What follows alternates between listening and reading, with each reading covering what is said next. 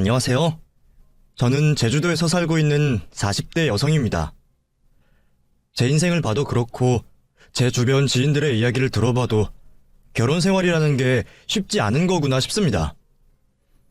뭐든 완벽할 수 없다고 하지만 유독 결혼이라는 건 조건과 환경에 영향을 많이 받는 것 같아요. 특히 저희처럼 여자와 며느리라는 이유만으로 무조건적으로 양보를 해줘야 하는 입장에서는 남편과 시댁, 이 두 가지 요소가 결혼 생활을 많이 좌지우지하게 되는 것 같습니다. 저는 그중 남편에게 문제가 있어 결혼 생활을 정리하게 되었죠. 연애 때 그런 사람이라는 걸 알았더라면 결혼을 선택하지 않았을 텐데, 그때는 감쪽같이 절 속여 결국 결혼 후 이혼이라는 결론이 나게 되었네요. 결혼은 후회하지만 그 다음 선택에는 후회가 없기에 이렇게 마음 편히 제 사연을 보내보려 합니다.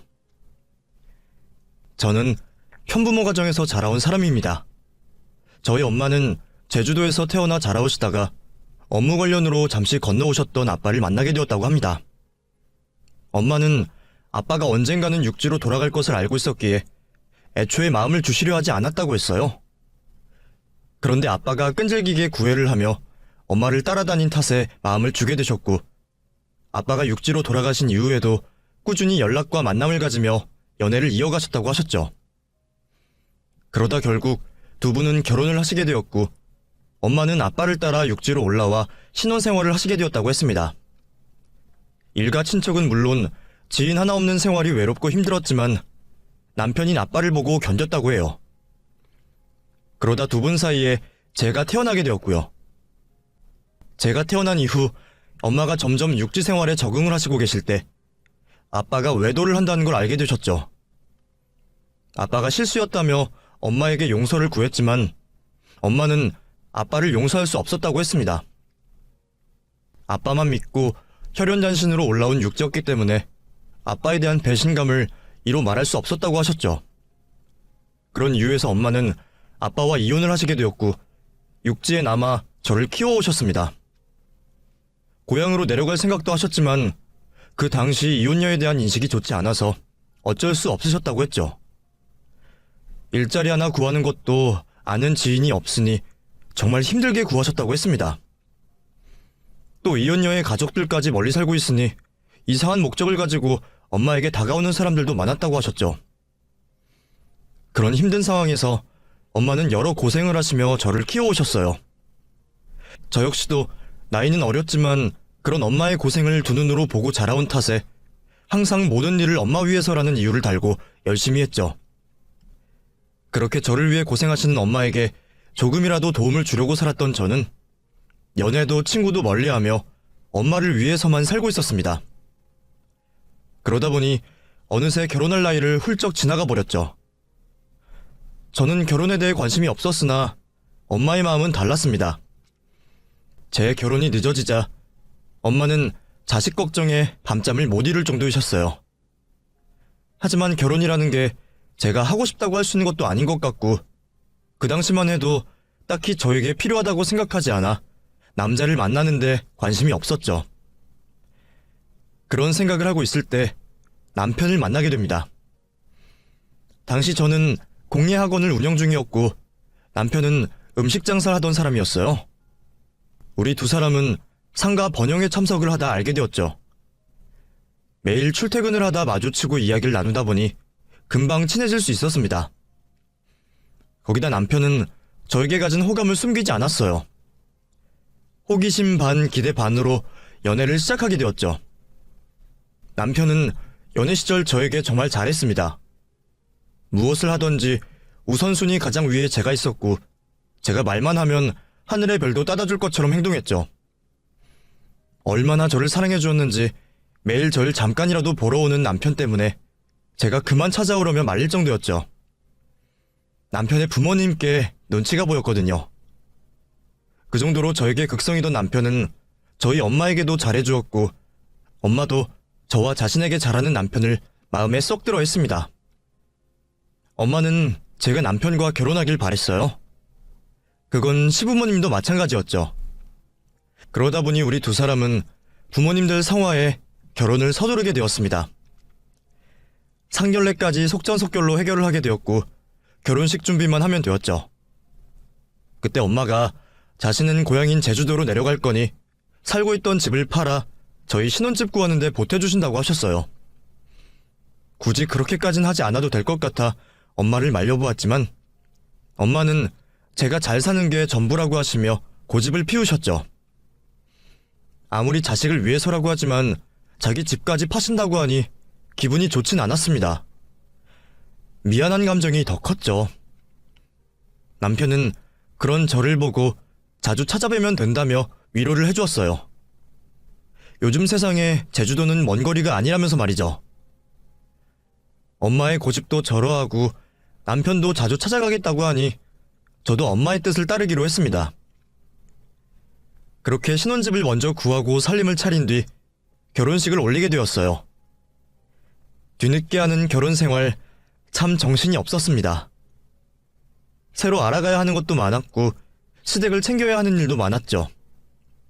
몇 개월이 어떻게 흘러가는지 모를 정도로 바쁘게 살아가고 있었어요. 그러다 마침내 결혼 후 첫 명절날이 다가오고 있었죠. 남편에게 처음 맞는 명절날 실수를 할까 싶어 걱정이 된다며 말을 하다 친정집 가는 일정에 대해 물어보게 되었습니다. 아, 맞다. 그런데 우리 집엔 언제 갈 거야? 비행기표 미리 끊어놔야 할 텐데. 이번에는 좀 힘들지 않을까? 연휴도 짧고 당신 우리 집에서 맞이하는 첫 명절이라 큰 집에도 가야 할 텐데. 1박 2일이라도 다녀오면 되잖아. 차례 지낸 날 큰 집에 다녀오면 되고. 큰 집에만 가나? 성묘도 해야 할 텐데. 그리고 비행기 뜨고 나서 얼마 안 걸리지. 공항 가고 기다리고 하면 몇 시간이 후딱이야. 그러니까 다음 연휴나 명절에 가는 걸로 하자. 서운하긴 했지만 남편 말이 맞는 듯 했습니다. 짧은 연휴에 친정까지 갔다 오는 건 무리라고 생각이 들었죠. 그래서 다음을 기약하게 되었어요. 엄마와 재회는 전화통화로 달래고 어서 다음 연휴가 다가오기를 고대하고 있었죠. 하지만 남편은 새해가 지나 찾아온 명절에도 친정을 갈 수가 없겠다 말해왔습니다. 저번 명절은 제가 생각해도 무리라고 판단이 되었지만 이번은 아니었어요. 주말이 껴있어서 연휴도 넉넉했고 자영업자들에게는 상관없다고 하지만 대체 휴무도 있던 날이었으니 말이죠. 그냥 저희 엄마에게 가는 게 귀찮아 핑계를 대는 것 같았습니다. 남편과 대화를 마치고 난 뒤 저 혼자라도 친정에 갈 생각에 부랴부랴 비행기표를 찾아봤지만 자리가 없어 이번 명절에도 결국 친정집에는 못 가게 되었죠. 이후 다음 명절이 다가오는 동안 저 혼자는 친정집에 가는 날이 있어도 남편은 항상 가게 일이 바쁘다며 시부모님 댁에 일이 있다며 핑계를 대고 집에 남아 있었어요. 그러는 동안 저는 남편의 그런 행동을 벼르고 있었죠. 어김없이 찾아온 명절을 앞두고 저는 남편에게 마지막 기회를 주듯이 물어보게 되었습니다. 이번에는 친정에 언제 갈 거냐고 말이죠. 당신 이번에는 우리 엄마 보러 갈 거지? 당신 결혼하고 우리 엄마 단 한 번을 안 찾아간 거 알아? 이번에 가게 연휴를 앞당겨서 쉬던가 아니면 연휴 휴무를 뒤로 미루던가 해서 엄마 집에 꼭 가자. 비행기표 미리 예매하게 언제가 좋을지 말해봐. 그렇다고 가게까지 쉬라고 하면 어떡해. 그건 내 생업인데. 당신은 수강생 받으니까 모르겠지만 우리같이 손님과 시간 약속이 중요한 사람들은 가게 하루 이틀 쉬는 게 엄청나게 악영향을 준다니까. 가게 주인이 자기 마음대로 휴무하면 손님들이 얼마나 떨어져 나가는데. 솔직히 장사 그렇게 잘 되는 것도 아니잖아. 그리고 며칠 동안은 당신 없어도 아르바이트생들로만 가게 돌아가고. 내가 피곤해서 그래. 부모님 댁에 갔다 오는 것도 힘들어 죽겠는데 어떻게 제주도까지 다녀오냐? 뭐? 그럼 결혼 전에는 왜 그런 말을 했는데? 제주도 요즘 세상엔 금방이라며. 그리고 당신 결혼하고 첫 명절 때 분명히 다음에는 같이 엄마 보러 간다고 했잖아. 그건 당신이 그동안 장모님을 못 봐서 그렇게 말을 했지. 그런데 이제는 종종 장모님께 갔다 오잖아. 당신 저번 장모님 생신 때도 다녀왔고. 당신 없이 나 혼자. 우리 엄마는 사위도 없어? 1년에 몇 번 찾아갈 날도 없는데 잠깐이라도 가서 사위 노릇 좀 해주면 안 돼? 나도 찾아가고 싶은데 차례 지내고 부모님 말씀 듣고 이거저거 하다 보면 내가 이번 겨울에는 아예 가게 휴무일을 만들게. 그때 정말 장모님께 같이 가자. 똑같은 대답, 똑같은 약속이었어요. 지켜지지 않을 약속이었죠. 남편의 그런 대답은 예상을 하고 있었기에 저도 미리 준비한 행동을 실천에 옮겼습니다. 명절날 앞에 미리 싸놓은 짐을 가지고 친정으로 내려가 버린 거죠. 엄마에게는 시부모님과 남편이 배려를 해줬다고 말하고 즐거운 시간을 보내게 되었습니다. 그렇게 즐거운 명절날을 새고 돌아오니 시댁에서 난리가 나 있었습니다. 며느리가 감히 명절날 시댁에 말도 없이 오지 않았다며 별의별 소리를 다 듣게 되었죠. 저도 홧김에한 행동이니 시부모님 혼내시는데 아무 말도 하지 않고 있었습니다. 그런데 남편은 자기 잘못은 하나도 없는 것 마냥 시부모님 옆에서 제가 혼나는 걸 거들고 있었어요. 이게 전부 자기 때문에 벌어진 일인데도 말이죠. 결혼 전과 말이 다른 남편으로 인해 화가 날 수밖에 없었습니다. 이건 사기 결혼이라는 생각이 들었죠. 화가 났던 저는 엄마가 남편을 혼내주길 바라며 전화를 걸게 되었습니다. 그런데 한참 동안 저와 남편 사이에 있었던 이야기를 들으셨던 엄마는 제 기대와 다른 말씀을 하셨어요. 그러니까 엄마가 그 사람한테 뭐라고 좀 해줘. 내가 결혼한 지 10년이라도 됐으면 이렇게 화도 안 나겠어. 그런데 이제 고작 2년밖에 안 지났다고. 이게 말이 된다고 생각해? 결혼 전에는 날 위해 하늘의 별도 따다 줄 것처럼 말해주고 엄마가 있는 제주도가 바로 옆에 있는 것처럼 말을 하더니 이게 뭐야. 아무리 여자가 남자 집안에 시집을 간다고 하지만 사위가 장모에게 얼굴 한번 안 비치는 게 말이 되냐고. 내가 그 사람한테 말해봤자 들으려고 하지 않으니까 엄마가 따끔하게 말 좀 해줘. 너 그러면 저번에도 시부모님께 허락받지 않고 온 거였어? 그때 나한테는 사돈 어르신들과 김서방에게 허락받고 왔다고 해놓고. 그럼 그 사람을 믿고 있다가 또 속아? 그럼 나는 언제 엄마 보는데? 아무리 그래도 그렇지. 결혼까지 한 애가 철딱서니 없게 행동하면 어떡해? 시부모님께 예쁨만 받아도 모자랄 상황에 너 스스로 미움받을 짓을 골라서 하니. 다음부터는 엄마한테 안 와도 돼. 혹여나 김서방과 여행을 가도 제주도로는 오지 말아라. 엄마가 뭐라고 했어? 엄만 너랑 김서방 둘이서만 잘 되면 다 된 거라고 했지. 그런데 엄마는 괜찮은데 왜 네가 난리야? 엄마 때문에 너 시댁에 미움받고 김서방과 다투는 일 있으면 내가 마음이 편할 것 같아? 엄마가 무슨 일이 있어도 김서방과 다투지 말라고 했잖아. 뭐든 이해해주고 대화로 풀고 살라고 했지. 그래도 나도 엄마가 있고 친정이라는 게 있는데. 엄마가 어디 가는 것도 아니고 너희 여유가 있으면 오는 거지. 특히 명절날 그게 뭐하는 행동이야. 엄마가 이 정도만 말해도 무슨 말인지 알아듣지? 앞으로는 엄마 신경 쓰지 말고 시부모님과 김성호만 신경 써. 엄마는 되려 저를 꾸짖었어요. 그렇다고 엄마에게 서운하진 않았습니다. 엄마가 왜 그렇게 말씀을 하시고 생각을 하시는지 전 알고 있었으니까요. 엄마는 자신이 아빠와 이혼을 하여 편부모 가정에서 자라게 된 저에게 평생 미안함을 가지고 계셨습니다. 그래서 제가 자신과 같은 삶을 살지 않기 바라셨어요. 문제없이 잘 살고 있던 집을 팔아 저희 신혼집 구하는 데 쓰라며 주신 일도 그런 이유에서 하신 행동이었죠. 괜히 제가 전화를 해서 엄마 마음만 들쑤셔놨구나 싶었습니다. 다음부터는 속상한 일이 있어도 엄마에게는 알리면 안 되겠다고 생각하게 되었죠. 그러다 보니 남편과 이혼을 할 생각이 들었지만 그 생각을 구체화할 수도 없었고 그냥 덮어두기로 했어요. 하지만 남편은 눈치도 없는지 이혼 고민을 하고 있는 제 눈에 거슬리는 행동을 계속하고 있었죠. 미운 행동만 골라서 했습니다. 이번에는 갑자기 효자 노릇을 해야 하겠는지 별일도 아닌데 시부모님 일이라면 호들갑을 떨고 챙기는데 여념이 없었죠. 연애 때부터 효자라는 걸 알았다면 그러려니 했을 거예요. 그런데 연애 때는 제가 시부모님 눈치가 보인다며 일찍 집으로 들어가라고 하고 기념일에 만나지 말자고 해도 그렇게 저에게 찾아와 난감하게 굴더니 결혼을 하고선 이 세상 둘도 없는 효자 노릇 하겠다며 난리를 떨었죠. 거기에서 생기는 문제는 두 가지가 있었습니다. 하나는 할 거면 자기가 하면 되지 저까지 효부를 만들려고 했다는 거예요. 시부모님의 생일, 결혼기념일이 다가오면 일주일 전부터 준비를 해야 했습니다. 자기는 입으로만 열심히 계획을 설명했고 그걸 실행으로 옮기는 사람이 저였어요. 이번 우리 부모님 결혼기념일 말이야. 좀 특별하게 해드리려고 하는데. 당신 리마인드 결혼식 들어봤지? 그걸 해드리면 좋아하시겠지? 요즘에 많이들 하시더라. 근데 너무 늦은 거 아니야? 결혼기념일이 얼마나 남았다고. 가족들끼리만 모여서 하면 되는데 뭐. 우리 결혼식처럼 생각하면 안 되지. 당신이 책임지고 한번 알아봐. 내가? 당신은? 나는 가게 일 하잖아.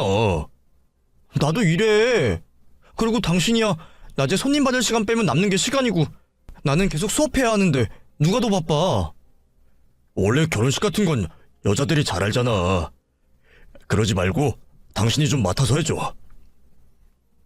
그렇게 없는 시간 빼서 제가 전화하고 직접 찾아가 확인까지 하면서 준비를 해야 했습니다. 시부모님이 하시는 거니 대충 할 수도 없었어요. 그렇게 제가 준비를 다 해놓으면 결국 칭찬받는 건 남편이었습니다. 매번 그런 식이었어요. 음식을 차려도 어려운 곳만 골라서 시켜놓고서는 자기 머리에서 나온 생각이라며 제 공을 가로채 갔죠. 생각이 제대로 된 시부모님이라면 당연히 고생은 제가 했을 거라는 걸 알았을 겁니다. 하지만 역시나 지 아들이 최고였고 지 아들만 자신들을 생각해주는 효자였죠. 저는 단 한 번도 칭찬을 받은 적이 없었습니다. 두 번째 문제는 자기 부모에게만 효자 노릇을 한다는 거였어요. 우리 엄마도 기념일이 있었고 생일이라는 게 있었습니다. 그런데 남편은 자기 부모를 챙길 때와는 다르게 관심도 없었죠. 그런 무관심한 모습에 제가 화가 나 있으면 그제서야 원래 알고 있었다는 듯 행동했습니다. 엎드려 절받기라고 하지만 절이라도 받았으면 좀 나았겠죠. 그런데 자기 부모에게는 값비싼 선물을 저 몰래 하고 저희 엄마에게는 전화통화로 축하의 몇 마디, 값싼 건강식품이 전부였습니다.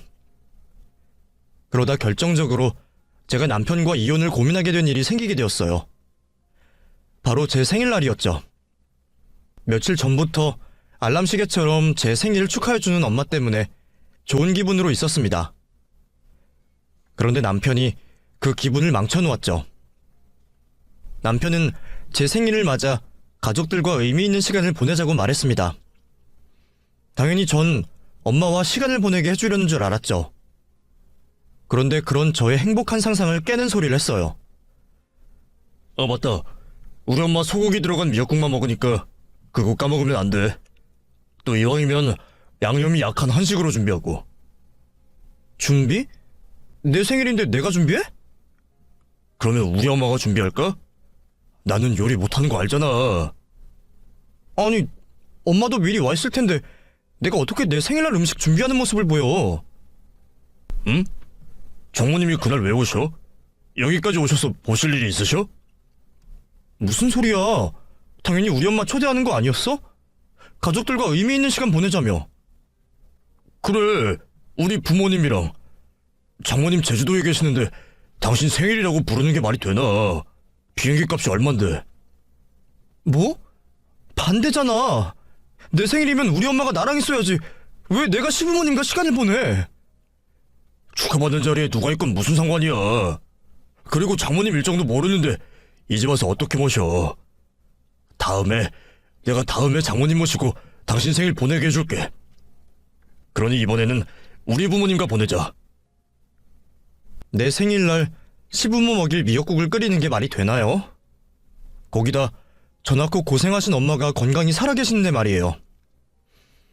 화가 났던 저는 생일이고 뭐고 다 필요 없다며 가족 모임을 취소했습니다. 뭐든 자기 부모만 챙기는 남편을 보니 앞으로의 결혼 생활이 걱정되기 시작했어요. 그런 이유로 남편과의 이혼을 진지하게 고민하고 있었죠. 그러던 중에 엄마에게 변고가 생겼어요. 평소 고혈압을 앓고 계시긴 했지만 관리를 꾸준히 하시기도 했고 약도 드시고 계셔서 건강에는 큰 이상이 없으셨는데 갑자기 어느 날 고혈압으로 쓰러지시게 된 거예요. 다행히 이모들이 바로 발견을 하셔서 더 큰일은 없었지만 엄마가 쓰러졌다는 소식은 저에게 청천벽력과도 같은 충격이었죠. 늦은 식사하던 중에 연락을 받았던 저는 곧장 엄마가 계시는 제주도로 내려가려고 했습니다. 겉옷에 가방만 챙긴 채 공항으로 갈 준비를 했죠. 그런데 옆에서 이모와 전화통화를 다 들었던 남편이 따로 준비를 하지 않고 있는 거예요. 뭐해? 당신 그냥 그대로 가도 돼? 나는 당신 공항까지만 데려다 줄게. 뭐? 당신 방금 내가 이모랑 통화하는 거 못 들었어? 엄마 쓰러지셨다니까? 당신 내일도 모레도 별일 없잖아. 그리고 지금 일보다 중요한 일이 있어? 그게 시간 없으니까 솔직하게 말할게.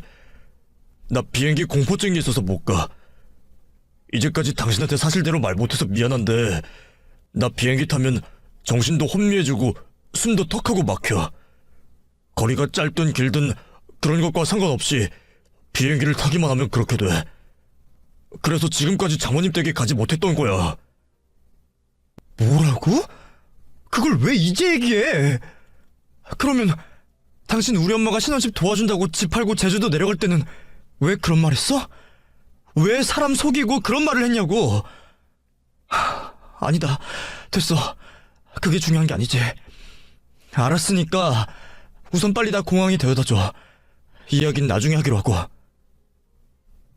남편이 갑작스럽게 꺼낸 이야기가 당황스러웠지만 우선은 엄마에게 한시라도 빨리 가는 일이 더 중요했습니다. 남편과 왈가왈부하며 시간을 낭비할 수 없었죠. 그렇게 남편이 공항까지 저를 데려다 주었고 저는 엄마가 있는 제주도행 비행기에 몸을 싣게 되었습니다. 공항에 도착하자마자 엄마가 있는 병원으로 달려갔던 저는 침상에 누워 계시는 엄마를 보게 되었죠. 엄마의 모습을 본 순간 눈물이 먼저 흘러나왔습니다. 제가 곁에서 엄마 건강을 신경 써주고 챙겨주었다면 엄마가 병상에 누워 계시는 일은 생기지 않을 것만 같아 저를 자책할 수밖에 없었어요. 이후 이모들이 울고 있는 저를 발견하곤 괜찮다며 저를 다독여주시며 엄마 건강 상태에 대해 설명해 주셨죠. 다른 곳에는 이상이 없으셨지만 쓰러지시며 머리를 다치시는 바람에 골절과 함께 일시적인 마비 증상이 있다고 했어요. 그런 엄마를 두고 올라갈 수 없었습니다. 이모들이 엄마 곁에 있다고 하지만 제 눈으로 확인하고 제 손으로 엄마를 돌봐드려야 마음이 놓일 것 같았어요. 바로 그날 남편에게 전화를 하여 엄마가 나을 때까지 친정집에서 지내겠다고 말을 했죠. 남편도 엄마를 돌봐드리겠다는 저를 이해해 주었어요. 물론 엄마는 시집을 간 여자가 집을 오랫동안 비워서는 안 된다며 제 도움을 받는 걸 손살에 치셨지만 이번만큼은 제 고집을 꺾을 수 없었습니다. 남편에게 이미 말까지 다 해놓고 짐도 친정집으로 오고 있다고 말하니 이번에는 한 발자국 물러서셨죠. 제가 고집을 부린 탓도 있겠지만 그만큼 엄마도 제가 곁에 있기를 바라셨기에 끝까지 거절을 하지 않으신 것 같아요. 그렇게 저와 엄마는 아주 오랜만에 둘만의 시간을 보낼 수 있었습니다. 외출이라고는 재활 관련으로 병원을 다녀올 때와 집 앞마당 정도가 전부였지만 그런 것과 상관없이 엄마와 단둘이서 보내는 시간이 너무나도 행복했어요. 다시 결혼 전으로 돌아간 것만 같았죠. 제가 엄마 곁에 있어 심적으로 안정이 되어 회복에 더 좋은 효과가 있었는지 모르겠지만 엄마의 몸 상태는 빠르게 좋아지고 있었습니다. 회복되어가는 엄마의 모습을 보며 저도 그제서야 한숨을 돌릴 수 있었고 다른 생각들도 조금씩 할 수 있었죠. 남편 생각이 가장 먼저 났습니다. 그때는 남편이 고맙더라고요. 친정집에서 한 달 넘게 있는 아내를 이해해주는 게 쉬운 일은 아닐 텐데 아쉬운 소리 하지 않고 저와 엄마의 안부를 물어주고 있었으니 말이죠. 그러면서 제가 지금까지 남편을 너무 부정적인 모습으로만 오해를 하고 있지 않았나라는 반성을 하게 되었습니다. 저희 친정집에 오지 않는 것 또한 나름의 고충이 있었는데 제가 너무 몰아세운 것 같아서 미안한 마음이 들었죠. 엄마가 회복되고 나서는 남편을 좀 더 이해하고 사랑해줘야겠다는 생각을 하게 되었습니다. 그렇게 새로운 마음을 가다듬고 있을 무렵 어느 날부터인가 남편이 SNS 계정이 비공개로 돌려졌다는 걸 알게 되었습니다. 원래 저는 친정집으로 내려올 때까지만 해도 SNS를 하지 않고 있었는데 이곳에서 혼자서 보내는 시간이 많아지다 보니 최근에 계정을 만들고 제 주위 사람들 근황과 사진을 보고 있었죠. 그래서 남편의 SNS도 틈틈이 보고 있었습니다. 남편은 요즘 사람들처럼 매일같이 사진을 업로드하는 건 아니었지만 말이죠. 그래도 가끔씩 남편이 업로드한 사진을 보며 통화로는 다 듣지 못하는 남편의 근황을 알 수 있어서 좋았어요. 그런 SNS 계정이 어느 한순간 비공개가 되었죠. 몰래 남편 계정을 훔쳐보고 있던 터라 왜 비공개로 바꿨냐고 물어볼 수도 없었습니다. 그리고 그때까지만 해도 남편의 갑작스러운 비공개 설정에 별 생각이 없긴 했어요. 그래서 다른 사람들 계정을 보고 돌아다니며 SNS를 하고 있었는데 우연히 남편과 닮은 사람이 찍혀있는 사진을 제가 모르는 계정에서 보게 되었죠. 남편과 닮은 사람인가 싶어 무심코 그 계정에 들어가 봤는데 그 사진 속에 있는 남자는 제 남편이 맞는 듯 보였습니다. 계정으로 들어가 다른 사진을 확인해보니 며칠 전에 만들어진 계정이라는 걸 알았어요. 그리고 그 계정의 주인이 저희 시아버님이라는 것도 알 수 있었죠.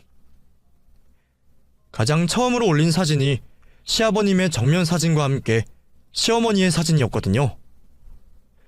아마 보통의 사진이었다면 우리 시부모님도 요즘 사람들 하는 걸 다 아시는구나 정도로 생각했을 거예요. 그런데 제가 맨 처음 확인했던 남편과 시부모님이 찍혀있는 사진의 배경이 너무나도 익숙했습니다. 우리 엄마 고향 제주도에서 유명 명소라고 알려진 곳이었으니까요. 제주도 배경이 있는 사진은 몇 시간 전에 올라온 사진이었고 그렇다면 시부모님과 남편이 제주도에 와 있다는 소리였죠. 저는 시아버님 계정으로 추정되는 곳의 사진을 더 면밀하게 보게 되었습니다. 그리고 가족들 모두가 비행기를 타고 제주도에 왔다는 것도 알게 되었죠. 분명 남편은 저에게 비행기 공포증이 있다고 말했어요.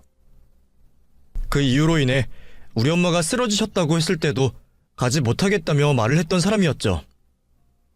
남편이 저에게 거짓말을 한 거에 대해 확정을 짓기 전에 한번 확인을 해보려고 했습니다. 전 남편에게 아무것도 모르는 것처럼 전화를 걸었어요. 여보. 장모님은 좀 어떠셔? 많이 좋아졌어. 마비는 일시적인 거라 이제는 움직이는 건 아무 이상 없는데 힘주는 걸 아직 힘들어하셔서 요즘에는 그걸 중점으로 재활하시고 계셔. 당신은 내가 없어서 많이 힘들지? 안 그래도 엄마가 내일이나 내일 모레 잠깐이라도 당신 보고 오라고 해서 그럴까 하는데. 뭐하러 그래? 아직 장모님 곁에 당신이 있어야지. 나는 괜찮아. 어차피 요즘에는 장사가 잘 되고 있어서 잠자는 시간 빼고는 집에 있지도 않거든. 당신 와봐야 내 잠자는 모습밖에 못 봐. 밥도 가게 근처에서 먹어서 잘 먹고 있고. 당신 나랑 결혼하고 장모님과 시간 많이 못 보냈잖아. 이번 기회에 내 생각하지 말고 장모님과 시간 더 보내다가 와. 그렇게 말해주면 나는 고맙지. 그리고 미안해. 물론 내가 당신 비행기 공포증이 있다는 걸 알고 그런 건 아니지만 이제껏 당신을 너무 몰아선 것 같아서 미안하더라고. 당신이 공포증이 있다는 사실을 편하게 말할 수 있는 분위기를 만들어줘야 했는데 짜증이나 내고 화만 내고. 괜찮아. 내가 오히려 미안하지. 다음에 연휴가 길어서 배 타고 갈 수 있거나 내가 치료를 받으면 그때는 나랑 장모님께 같이 가자. 너무 무리하지 않아도 돼. 근데 당신 이렇게 길게 통화해도 돼? 가게 아니야? 오늘 너무 피곤해서 가게 애들한테 맡기고 나는 일찍 집에 들어왔어. 좀 쉬려고. 아, 그랬구나. 아 참, 근데 아버님 어머님 무슨 일 있으셔? 되게 전화를 드렸더니 받지를 않으시네? 휴대폰으로 연락할까 하다가 당신한테 물어보고 전화드리려고 하는데. 하지마. 부모님 요즘에 일찍 주무셔. 아마 지금쯤 벌써 잠자리에 드셨을 거야. 그리고 내가 당신 사정 다 이야기해놔서 굳이 연락 안 드려도 돼. 아빠 엄마도 장모님 쓰러지셨다는 말 듣고 걱정하셔서 당신 이해하고 계셔. 그러니까 전화하지 말고 당신은 장모님만 신경 써드려. 알았지? 남편이 제주도에 있는 게 거의 확실한 듯 했습니다. 혹시 몰라 남편 지인인 척하고 가게로 전화를 해봤지만 역시나 사장님이 길게 여행을 가셨다는 말을 아르바이트생에게 듣게 되었죠. 결국 남편은 지난 결혼 생활 내내 친정집에 일부러 가지 않았던 게 맞았고 우리 엄마가 아프다는 말에도 비행기 공포증이 있다는 거짓말까지 만들어가며 절 속였던 거였어요. 그리곤 자기 부모와는 관광을 하기 위해서 제주도까지 비행기를 타고 왔던 거죠. 또 저에게 거짓말을 하면서 말이에요. 야비하게 거짓말을 살살 해가면서 간땡이는 부었는지 저와 마주칠 수 있는 제주도로 와 있었습니다. 남편의 거짓말을 모두 다 알게 되자 배신감이 어마어마하게 몰려왔어요. 내가 이런 사람을 믿고 결혼을 선택한 게 너무 후회되었죠. 이전에는 고민만 하고 있던 이혼에 결심이 섰습니다. 지 부모만 부모님인 줄 알고 챙기는 놈 따위는 제 인생에 필요 없었어요. 당장 남편에게 이혼을 요구하고 싶었지만 우선은 회복되어 가고 있는 엄마를 챙기는 게 먼저였습니다. 친정집에서 엄마를 계속 간병하며 이혼 준비를 하게 되었죠. 이혼을 당장 할 수는 없었지만 이혼 준비는 할 수 있었으니까요. 변호사분을 찾아가 제가 남편에게 겪은 상황으로 이혼을 요구할 수 있는지, 또 이혼 소송 시 저에게 유리한 증거가 무엇이 있는지 조언을 듣게 되었죠. 남편이 제주도로 시부모를 모시고 온 것 또한 이혼 소송에서 유리하게 작용할 수 있는 증거라고 했습니다. 고맙게도 시아버님께서 뒤늦게 배운 SNS에 재미가 들리셨는지 저에게 이혼 소송의 중요한 보탬이 되어줄 사진들을 계속해서 올려주셨죠. 그것들 하나도 빠짐없이 저장을 했습니다. 그리고 남편이 저에게 거짓말을 하고 있다는 걸 메시지로 남기게 되었죠. 남편이 시부모님을 모시고 제주도를 돌아다니면서 집에 있다고 저에게 거짓말하는 것들 말이에요. 그렇게 엄마의 치료를 도우며 이혼할 준비를 해나가고 있었습니다. 또 하나 다행이었던 건 남편과 이혼을 하게 되면 지금 남편과 살고 있는 집은 재산분할 대상에 들어가지 않는다는 거였어요. 사실 이 부분이 이혼을 망설이게 하는 이유 중 하나이기도 했습니다. 어쨌거나 우리 엄마가 고생해서 모으신 돈으로 구해준 집인데 이걸 남편과 나누게 된다면 이보다 억울할 순 없잖아요. 그런데 결혼 전 제 명의로 엄마에게 도움을 받고 산 부동산이라 이혼을 하더라도 제가 온전히 가져갈 수 있다고 했어요. 정말 다행이지 싶었습니다. 사실 결혼 전 제 명의로 구입한 후에 남편이 공동 명의로 아파트를 돌리자고 몇 번이나 말을 했거든요. 평생 같이 살 부부인데 네 재산 내 재산 나누면 어떡하냐며 계속 징징거렸죠. 그때 남편 말을 듣지 않은 게 얼마나 다행인지 정말 10년 감수했어요. 준비를 다 마치고 보니 남편과 이혼하는데 제가 손해보는 건 없어 보였습니다. 이미 흘러버린 시간을 제외하고는 말이죠. 계속 시간을 끌어봤자 좋을 건 없다고 생각했던 저는 엄마가 어느 정도 회복이 된 걸 확인한 후에 집으로 돌아가 남편에게 곧바로 이혼을 해달라고 요구했죠. 이제껏 당신이랑 살아온 시간도 아까우니까 잔말 말고 도장이나 찍어. 당신 집에 오자마자 무슨 소리를 하는 거야? 도장이라니. 우선 나도 조용히 끝낼 수 있는 기회를 주는 거야. 합의 이혼이 안 되면 바로 소송 들어갈 거니까. 우리 마무리라도 좋게 끝내자. 이게 뭐야? 협의 이혼 확인 신청서? 당신 지금 뭐 하는 거야? 우리 사이에 무슨 일이 있었다고 이혼을 해? 당신 설마 제주도 내려가서 남자라도 생긴 거야? 지금 뭐라고 하는 거니? 내가 언제 남자 생겼다고 했어? 내가 너처럼 뻔뻔하게 거짓말하면서 누굴 속이는 사람으로 보여? 내가 요구하는 이혼 전부 다 당신에게 문제가 있어서 요구하는 거야. 당신 잘못 때문이라고. 내가 무슨 잘못을 했다고? 가게 사정이 어려워서 집에 돈을 좀 못 가지고 왔다만 내가 바람을 핀 것도 아니고 그렇다고 당신 가둬둔 것도 아니잖아. 나 당신 한 달 반 가까이 장모님 댁 내려가 있는 것도 이해해준 남자야. 그런 내가 뭘 잘못했는데? 그거야 내가 없으면 마음대로 살 수 있었으니까 그랬겠지. 내가 없는 동안 뭐라고 돌아다녔는지 궁금해서 카드 명세서 봤더니 가게 끝나기도 전에 술 퍼먹고 친구들과 놀러 다닌다고 살만 났더구만. 그거는 내가 이해해줄 수 있어. 내 부재 때문에 그렇게 된 거니까. 근데 당신 나한테 거짓말했잖아. 우리 친정 관련해서. 당신 명절 아니더라도 우리 친정집에 내려간 적이 있어?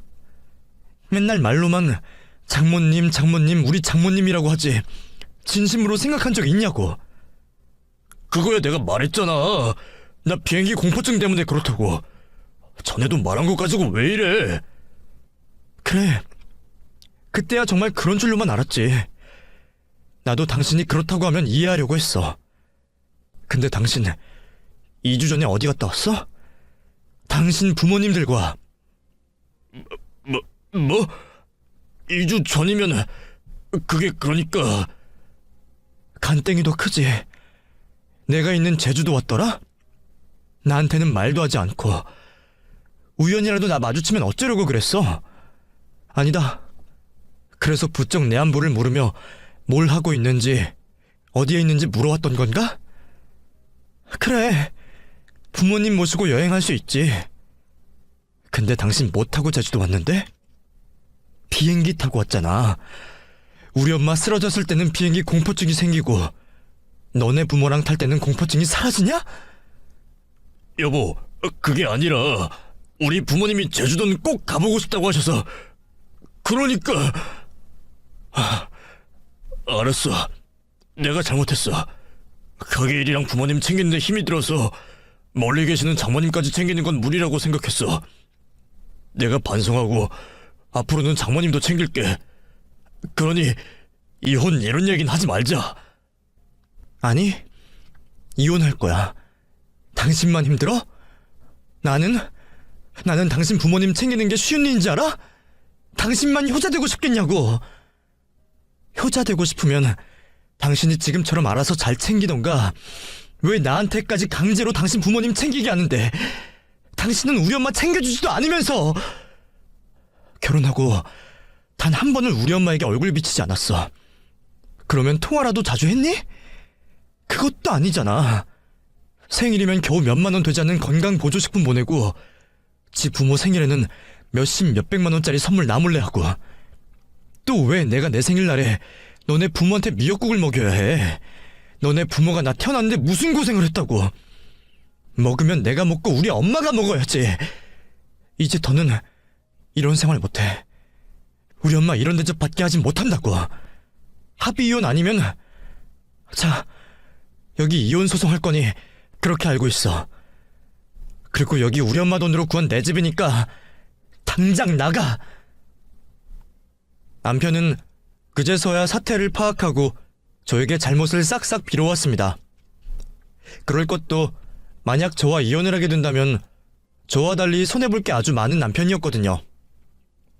저희가 신혼집을 구하려고 했을 때 저희 엄마의 갑작스러운 도움을 받게 되었던 남편은 원래 신혼집을 구할 때 쓰려던 돈을 장사하는 데 더 투자를 하게 되었어요. 그런데 생각도 없이 큰 가게를 임대한 탓에 손님이 있어도 썰렁해 보였고 장사가 잘 안 돼 보이는 효과만 있었죠. 그러다 보니 손님들 입장에서는 남편의 가게를 들어오려고 하다가도 순간 멈칫하게 될 수밖에 없었습니다. 겉으로 보기에는 파리만 날리는 집같이 보이니까요. 그런 이유로 단체 손님을 빼고는 남편의 가게를 찾는 손님들이 없었죠. 투자를 했던 만큼 그에 걸맞은 기대 수익이 나지 않고 있었던 상황이었습니다. 남편은 안 그래도 장사로 힘든 상황에서 저와 이혼까지 하게 되면 경제적으로 힘들 수밖에 없었죠. 그런 이유에서 어떻게 해서든 제 마음을 돌리고 이혼만은 막아보겠다며 저를 붙잡았죠. 하지만 저는 오래전부터 남편과 이혼을 생각하고 있었기에 제 마음을 돌리는 건 불가능했습니다. 그걸 남편도 알고는 다른 방법으로 제 마음을 돌려보려고 했죠. 바로 저희 엄마에게 접근을 하는 거였습니다. 그것도 직접 비행기를 타고 가서 엄마를 만나서 설득을 하려고 했죠. 엄마는 제가 자신과 같은 이혼녀가 되는 걸 바라시지 않으셨지만 그것보다 제가 남편에게서 고생을 하는 걸 더 바라시지 않았어요. 남편과 이혼을 결정한 뒤 전 엄마에게 제가 겪고 있던 이야기를 마저 하게 되었고 효자 노릇하겠다고 저를 힘들게 한 남편의 행동까지 알게 되셨죠. 그 이야기를 듣고 엄마는 자신의 가슴을 치셨습니다. 제가 엄마에게 남편 이야기를 꺼냈을 때 자신이 더 세심하게 신경을 썼어야 했다고 하셨죠. 그러다 보니 남편이 하는 말은 엄마에게 하나도 효과가 없었습니다. 오히려 집에서 내쫓겨났죠. 그렇게 남편과는 이혼 소송 후 갈라서게 되었어요. 남편과 이혼 후 저는 엄마와 더 많은 시간을 보내기로 결심을 했습니다. 결혼은 한 번이면 족하다 싶었어요. 괜히 마음고생 또다시 하고 싶지 않았죠. 그래서 모든 걸 정리한 후 전 엄마 곁으로 가게 되었습니다. 그리고 지금은 엄마와 함께 엄마의 고향인 제주도에서 여러 장사를 하면서 재미있게 살고 있어요. 그래도 이제는 건강을 다 회복하시고 꾸준히 관리를 하시고 계시고요. 엄마 고향에서 엄마가 살아온 이야기를 듣고 지내는 지금이 더없이 여유롭게 행복하기만 합니다. 전 이제 두 번 다시는 남편 또는 시댁에 시달리지 않는 사람이지만 과거에 문제를 겪었던 사람으로서 한마디 하고 싶네요. 이 세상에 자식을 둔 모든 부모님들, 사위든 며느리든 다 똑같은 누군가의 소중한 자식입니다. 똑같이 예뻐해 주시던가 아니면 독립해 가정을 꾸린 자식에게 관심 좀 꺼주세요. 그러다 당신 자식 큰 코 다치고 후회할 일 생길 테니 말이죠. 이건 배우자들도 마찬가지고요. 자기 아내, 남편 부모님도 자기 부모님이라 생각하고 챙깁시다. 아시겠죠? 부디 제 이야기를 듣게 된 분들도 못된 부모, 배우자 되지 않길 바라며 저는 글을 마치도록 하겠습니다. 제 이야기 재미있게 읽으셨는지 모르겠네요. 읽어주셔서 감사하고 저는 이만 들어가 보겠습니다.